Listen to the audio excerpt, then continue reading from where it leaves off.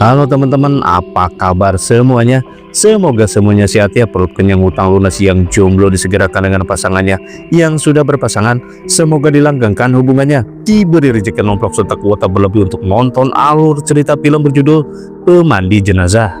Sebuah film horor tahun 2024. Film ini menceritakan tentang seorang perempuan muda yang berprofesi sebagai pemandi jenazah secara turun-temurun dari keluarganya. Bagaimana kalau yang dimandikannya adalah ibunya sendiri yang mati secara tidak wajar? Bagaimana ketika dia mengungkap misteri tentang ibunya yang mempunyai sejarah kelam di masa lalu? Oke, tanpa berlama-lama lagi, kita ikutin alur ceritanya.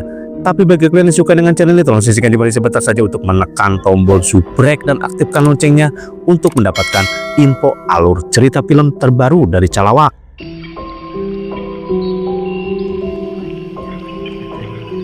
Film ini diawali dengan pemandangan dua orang perempuan di mana mereka adalah ibu dan anak yang sedang memandikan jenazah.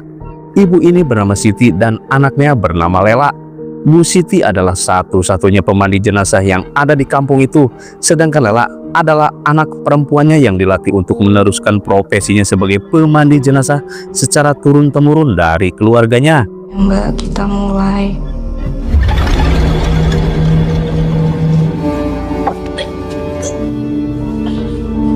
Namun pekerjaannya ini bukan sembarangan pekerjaan. Ketika memandikan jenazah, banyak kejadian mistis yang dialami oleh para pemandi. Dia pun dituntut untuk merahasiakan aib dari si jenazah ketika mendapatkan sesuatu yang ganjil di tubuh jenazah tersebut. Itu punggungnya mbaknya kayak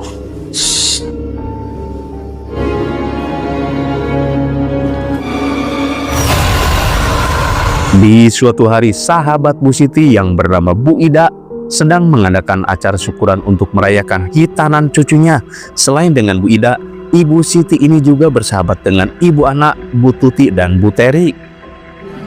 Iya, sama lah sama Arif. Arif juga kan belum kerja kan? Di acara perayaan tersebut, Bu Siti yang sudah terbiasa menghadapi kejadian supernatural itu, tiba-tiba saja di hari itu ia mendapat firasat buruk, sebuah pertanda kematian yang akan menimpa Ibu Ida.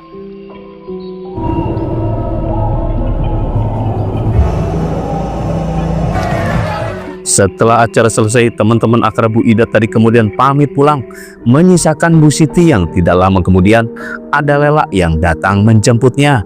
Kemudian ibu-ibu ini menggosip yang kelihatan aneh saja ketika Lela memakai payung. Kemudian Bu Teri pun menjawab bahwa Bu Siti dan Lela sama-sama mempunyai firasat kapan seseorang itu akan meninggal. Dan hubungannya sama payung apa?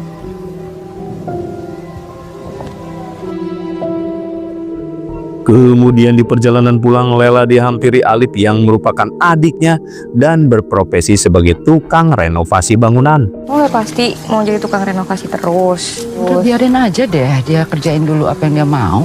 Ketika menjelang maghrib, Bu Siti yang sedang menjalankan ibadah sholat maghrib tiba-tiba saja mendapat gangguan dari arwah konsumen.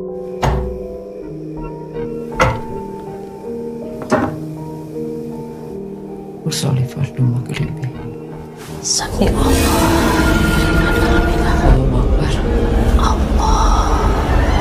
Pada saat itu, Siti dikejutkan oleh Lela yang hendak izin pamit untuk belajar make up pengantin. Tapi Bu Siti tidak mengizinkannya pergi. Dia berharap Lela fokus menggeluti profesi pemandi jenazah di kampung itu. Sontak saja keputusan itu membuat Lela kecewa. Segitunya kamu gak kepingin jadi kayak ibu. Ya udah, nggak jadi pergi. Tak lama berselang, Bu Siti membuka besek, namun makanan yang ada di dalamnya seketika busuk dan berbelatung. Padahal dia merasa bahwa makanan itu belum lama dari Bu Ida. Sontak saja Bu Siti merasakan pertanda bahwa ada warga yang akan meninggal.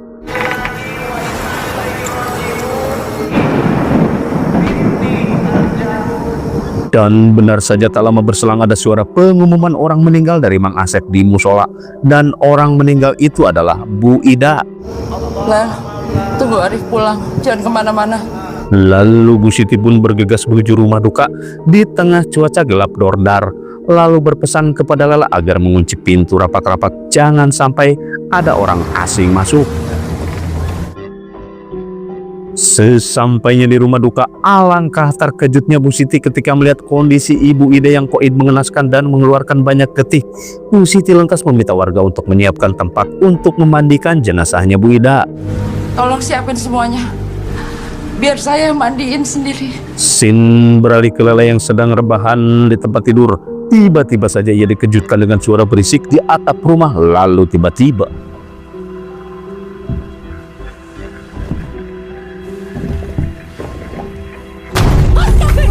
seketika itu atap rumah bocor dan air hujan masuk ke dalam rumah. Tak lama Ali pun datang membantu membetulkan atap gentengnya yang bocor. Bocor sih. Sampai ambruk. Tak lama berselang Bu Siti pun datang dalam keadaan lemas. Lela segera memapah ibunya menuju kamar dan membuatkannya teh manis. Pada saat itu raut muka Bu Siti membingungkan dan shock parah seolah sesuatu yang buruk dialaminya. Lela pun bertanya, namun Bu Siti diam membisu. Di tengah kepanikan Lela, tiba-tiba Bu Siti keluar dan membakar baju bekas milik Bu Ida yang penuh dengan noda getih. Lalu Lela bertanya tentang kematian Bu Ida. Lantas Bu Siti pun tidak menjawab dan berkata untuk tidak membuka aib, sehingga Bu Siti tidak menceritakan apapun kepada Lela. Bu Ida kenapa, Bu? Lalu Lela membiarkan ibunya istirahat di dalam kamar, sementara ia yang membakar baju-baju itu, sampai ia menemukan sebuah sobekan foto ibunya bersama dengan teman-temannya. Mungkin foto-foto itu didapatkannya dari almarhumah Bu Ida. Lela malah menyimpan foto itu dan melanjutkan membakar baju-bajunya milik Bu Ida.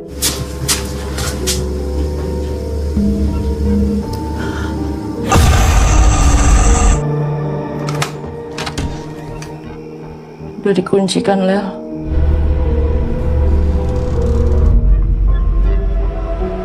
Di malam harinya tampak sebuah fenomena goib yang muncul dari langit menuju rumah Bu Siti dan kemudian melewati atap rumah yang bocor dan berubah menjadi sosok bayangan tangan yang hendak mencengkram.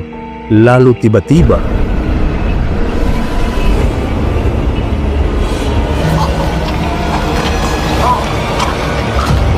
ketika menjelang pagi, ketika Lela terbangun, ia histeris ketika mendapati ibunya sudah bersimbah getih dan tidak bernyawa lagi.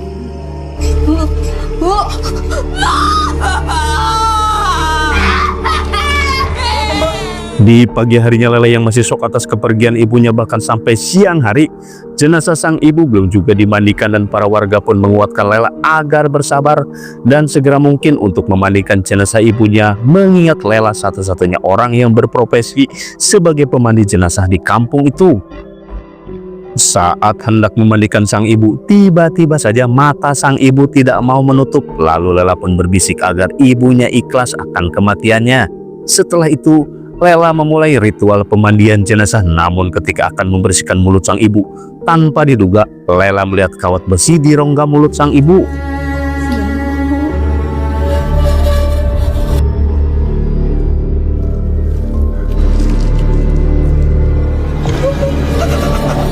Lela berpikir mungkin inilah penyebab dari kematian sang ibu sehingga dia harus meninggoy dalam keadaan menyakitkan dan mengeluarkan banyak sekali getih. Kemudian setelah prosesi pemakaman, Lela masih menyembunyikan apa yang diketemukan dalam mulut ibunya. Lela teringat perkataan ibunya bahwa ia tidak boleh menyebarkan aib kematian siapa saja ketika berprofesi sebagai pemandi jenazah. Tak lama berselang, Bu Teri pun datang ke rumah Lela memberikan uang takziah warga yang bersimpati atas kematian ibunya. Tanpa sengaja, Bu Teri melihat banyak getih di tempat tidurnya Bu Siti yang akhirnya tersebarlah gosip bahwa Bu Siti meninggoy karena disantet. Lela kemudian membersihkan bekas spray yang penuh noda getih itu. Kemudian dia menemukan kembali kawat besi di spray ibunya, dan semenjak saat itu Lela berkeyakinan bahwa ibunya memang dibunuh oleh seseorang secara goib.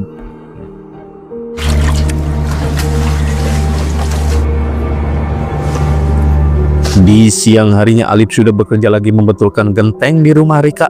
Rika yang perhatian kepada Alip sudah menyiapkan makan siang untuknya. Setelah waktu maghrib tiba, di masjid diadakan tahlilan atas meninggoynya Bu Ida yang disatukan dengan tahlilannya Bu Siti karena kematian mereka sangat berdekatan. Lalu tiba-tiba lampu di tempat itu mati. Lalu tiba-tiba La ilaha illallah. Puteri istighfar ya, Puteri istighfar. Ini kayaknya mati lampu sekampung. Yuk lanjut yuk. La ilaha illallah. Dengan tempo tahlil yang sangat cepat, Lela kemudian melihat tanda-tanda kematian dengan penampakan sosok hantu dari Bu Ana yang kemungkinan Bu Ana akan menemui ajalnya. Lalu tiba-tiba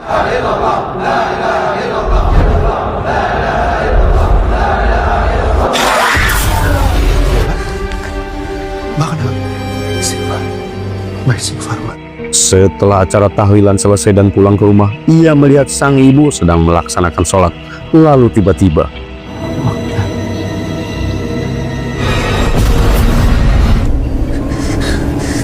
tanpa sengaja ketika hendak menuju kamar, Lela menginjak kawat besi yang entah dari mana munculnya.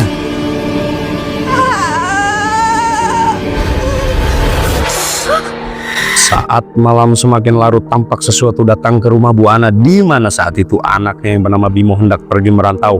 Bu Ana seolah-olah tidak merelakan kepergian anaknya itu.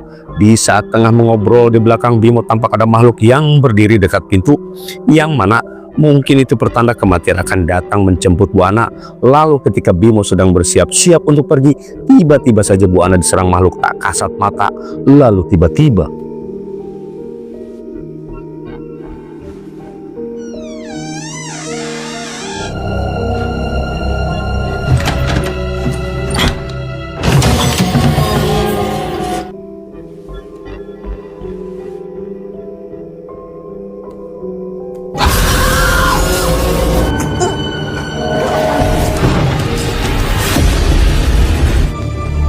Telah berpulang ke rahmatullah. Bimo kemudian mendatangi Lela untuk memandikan jenazah ibunya. Tapi saat itu Lela shock dan tidak mau memandikan jenazah Bu Ana. Ia hanya mengurung diri saja di dalam kamar. Lalu tiba-tiba saja arwah Bu Ana menghampiri Lela dan meminta tolong agar memandikan jenazahnya. Lela, tolong saya lah.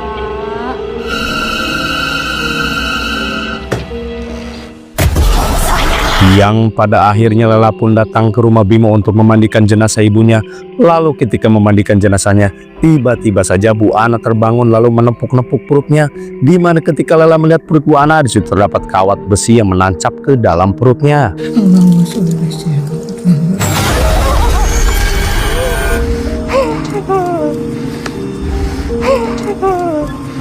Lalu ketika ditariknya, kawat besi itu panjang dan setelah berhasil ditariknya, jenazah Bu Ana pun kembali tertidur.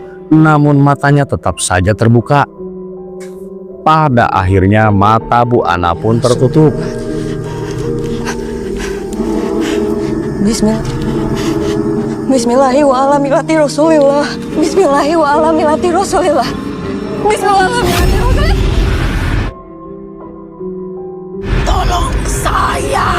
Pada siang harinya ketika Lela hendak ke rumah Bimo, ia melihat adiknya Alip sedang berada di rumah Rika. Dirasa adiknya mempunyai hubungan khusus dengan Rika, ia pun bertanya seolah curiga dengan kedekatan mereka. Ketika sampai di rumah Bimo, Lela segera membantunya mengemasi barang-barang milik Bimo untuk merantau.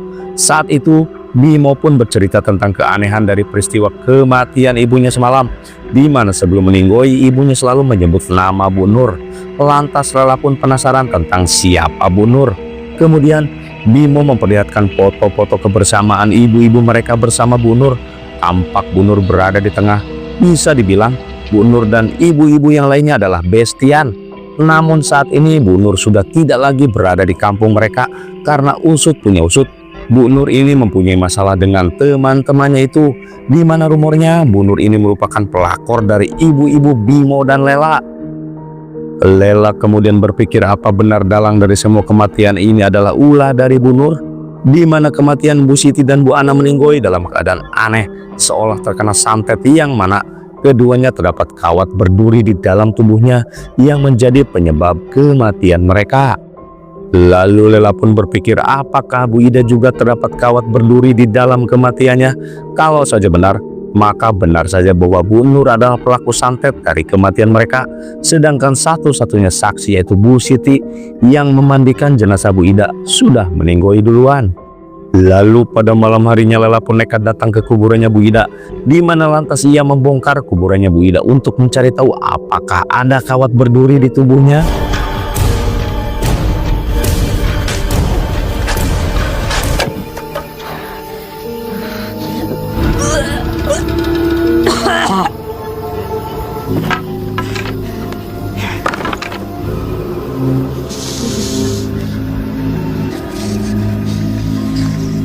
Dan ternyata benar saja, ketika sudah menggali kuburan Bu Ida, Lela menemukan kawat berduri di mulut Bu Ida. Dan pada saat itu, Lela pun yakin bahwa penyebab kematian mereka adalah santet dari Bu Nur. Lalu tiba-tiba,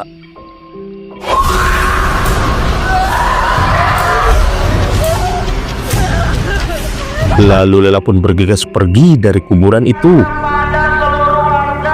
Untuk melaporkan Di keesokan harinya lagi-lagi Mang Asep mengumumkan lewat speaker masjid bahwa makam Bu Ida ada yang bongkar. Mang Asep menyuruh warganya agar mengaku saja. Tak lama berselang, di rumah Lela ketika Alip masuk, ia menemukan jejak kaki penuh tanah di lantai. Dan ia juga menemukan pacul di bawah tempat tidur Lela. Dari situ Alip berkesimpulan bahwa Lela lah pelaku pembongkaran makam Bu Ida. Lela pun menjelaskan jika ia hanya ingin membuktikan apakah Ibu Ida mengalami santet seperti yang ibunya dan Bu Ana alami. Dan ternyata Bu Ida juga terkena santet, dibuktikan dengan diketemukannya kawat besi di tubuhnya. Kawat ini aku temuin Ibu Ana, mereka disantet. Dengan lantangnya Lela mengatakan bahwa pelaku santetnya adalah Bu Nur. Dan tak sengaja di balik jendela ada Bu Tuti yang mendengar percakapan mereka. Ana, Ibu Ida, Ibu Siti itu meninggal ya kena santet. Dengan kekuatan mulut emak-emak yang perkasa, tak lama berselang tersebarlah gosip bahwa Bu Nur pelaku santetnya. Gosip apa? Santet. Dia udah tahu belum gosip di kampung kita? Banyak berdoa. Nanti kalau itu mati semua satu-satu mau. Semua warga akhirnya tahu bahwa Bu Siti dan Bu Ana kematiannya disebabkan karena santet yang dikirim oleh Bu Nur. Akibat gosip yang kurang sedap, Lela pun ditegur oleh Pak Pembina Desa karena telah membuat gaduh warga di kampung itu. Kalau ada apa-apa lain kali cerita ke kami. Akhirnya si Pak Polisi itu menceritakan bahwa memang Bu Nur dulu tinggal di kampung itu, tapi sekarang orangnya sudah meninggoy karena bundir dan meninggalkan satu anak perempuan. Dan anaknya itu seumuran dengan Lela. Kata terakhir dari Pak Polisi itu berpesan agar Lela tidak membuat onar lagi di kampung itu. Ngerti? Di malam harinya Lela mencoba mencocokkan foto-foto yang utuh dan yang sudah disobek dari ibu-ibu di zaman dulunya. Dan ternyata foto yang hilang itu adalah foto Bu Nur, yang artinya ada kegemesan tersendiri dari Bu Siti, Bu Ida, Bu Ana, dan Bu Teri untuk menyingkirkan Bu Nur dari ingatan mereka.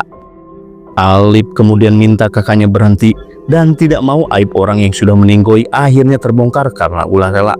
Lela pun berkilah bahwa ia hanya ingin mencari tahu kebenaran yang sesungguhnya karena keganjilan dari kematian ibunya dan juga teman-temannya. Ali pun berkata bahwa jangan sampai perbuatan Lela membuat arwah mereka tidak tenang. Ya bukannya kayak gitu, Mbak. Terus aku harus cerita ke siapa, Rif? Ibu itu udah nggak ada dan dibunuh. Gue nggak bisa ikhlas, nggak bisa. Ibu tuh nggak ada. Ketika menjelang malam di saat Lela tertidur tampak sebebayangan makhluk menghampirinya.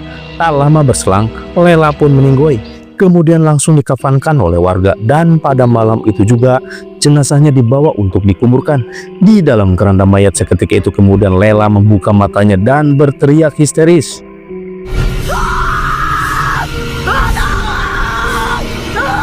Dan ternyata itu hanya mimpi saja. Di keesokan harinya Lela yang penasaran akhirnya mencari tahu siapa anak dari Bu Nur yang kata Pak Polisi adalah seusia dengannya. Dan satu-satunya perempuan yang seusia dengannya adalah Rika. Kemudian Lela nekat secara diam-diam masuk ke kontrakannya Rika yang kuncinya dipegang oleh Alip karena Alip sedang merenovasi kontrakannya yang bocor. Setelah berada di dalam rumah, Lela melihat ada satu keramik yang terlihat ganjil. Ia pun kemudian mencokel keramik itu dan alangkah kagetnya dia ketika mendapati di bawah keramik itu terdapat foto-foto ibu-ibu yang sudah disantetnya.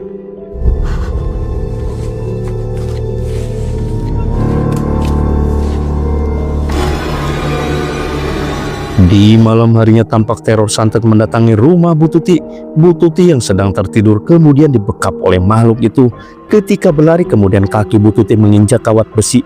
Lalu ketika berada di kamar mandi, seketika itu turun hujan getih yang menyebabkan Bu Tuti terpeleset. Kemudian matanya tertancap kawat besi. Bu Tuti pun meninggoy dalam keadaan mengenaskan.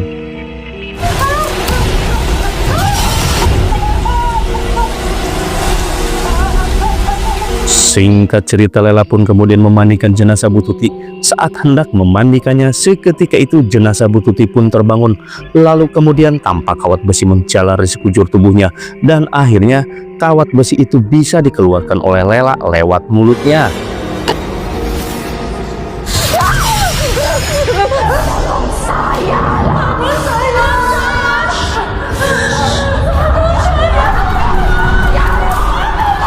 Di luar ruangan tampak Pak Polisi mendesak ingin melihat kondisi Bu Tuti karena curiga kematian ibu-ibu ini disebabkan oleh pembunuhan berantai. Pintunya lah. Lela yang mulai sadar lalu membukakan pintu. Dia berkata jika mereka memang meninggoy karena disantet dan pelakunya adalah Rika. Saya harus menyelesaikannya, Pak. Cuma kamu yang bisa ngelihat jenazah dari dekat. Dia pelakunya. Astagfirullahaladzim. Kamu kan pelakunya, Rika. Sudah. Sesaat kemudian perhatian warga pun teralihkan dengan beberapa warga yang kesurupan. Kemudian Rika pun bergegas pulang dan langsung berkemas karena takut diamuk warga. Namun saat hendak pergi, warga yang sudah terprovokasi akhirnya bisa menangkap Rika dan menarik keluar lalu dihakimi beramai-ramai oleh warga.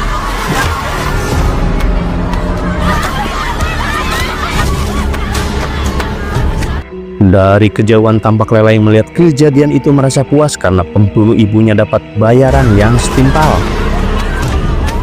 Dan ternyata kejadian itu sama persis dengan peristiwa puluhan tahun lalu di mana Bu Nur juga diamuk masa karena difitnah jadi pelakor. Ibu Nur pun disiksoi dan wajahnya ditempelkan dengan kawat besi yang ada di halaman rumahnya.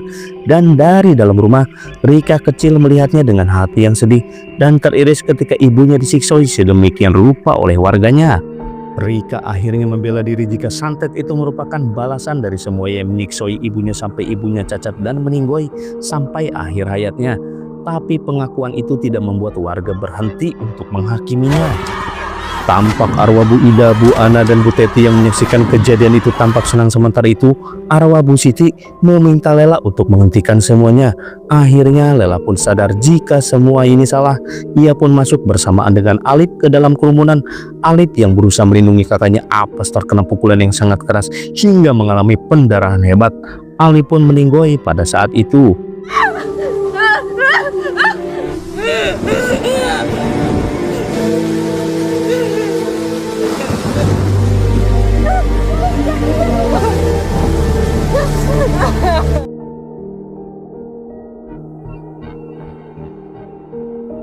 Scene beralih ke beberapa tahun kemudian, tampak Lela yang sudah menjadi pemandi jenazah profesional. Pada saat itu ketika ia memandikan jenazah tampak keluar susuk dari wajahnya. Namun sekarang Lela memilih diam dan menutup rapat-rapat dari kejadian ganjil yang ia temukan dari memandikan jenazah. Oke teman-teman, demikianlah alur cerita film berjudul Pemandi Jenazah ini. Dan kalau dicermati kenapa Alip sering membetulkan atap rumah kontrakan Rika yang bocor, ternyata itu adalah jalan santet yang dilepaskan oleh Rika. Begitulah kura-kura. Apakah teman-teman ada yang berminat memandikan jenazah? Oke, semoga semuanya terhibur. Tetap sehat buat teman-teman semua. Saya doain semoga rezekinya lancar sehingga bisa membahagiakan orang-orang di sekitar. Sekian dari saya, sampai ketemu di alur cerita film selanjutnya. Bye-bye.